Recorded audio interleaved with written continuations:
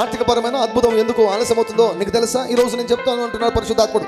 నేను చెప్తాను ఎందుకో తెలుసా? నీ మనసు క్లీన్ కావాలి, నీ మనసు క్లియర్ కావాలి. ప్రభు ఆత్మ చెబుతున్నాడు, నీ మనసును ఈ వాక్యముతో నింపుకో నింపుకో నింపుకో అంటున్నాడు.